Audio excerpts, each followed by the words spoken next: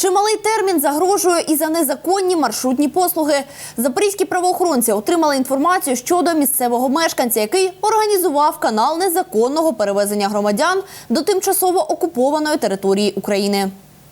Ще наприкінці листопада стосовно нелегального перевізника нелегалів було відкрито кримінальне провадження. Встановлено, що до скоєння злочину причетний мешканець Запорізької області 1987 року народження.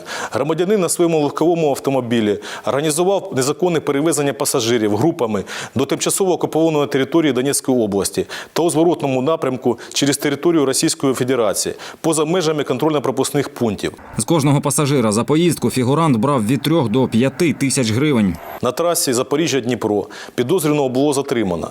В салоні його автомобіля Volkswagen Passat знаходилось 3 громадян, яких водій намагався перевезти до так званої Донецької Народної Республіки. На теперішній час фігуранта затримано. В ході проведеного санкціонованого обшуку за місцем мешкання фігуранта правоохоронці вилучили ще один легковий автомобіль. Чоловіку повідомлено про підозру за 2 статтями Кримінального кодексу. Йому загрожує позбавлення волі до 9 років з конфіскацією майна.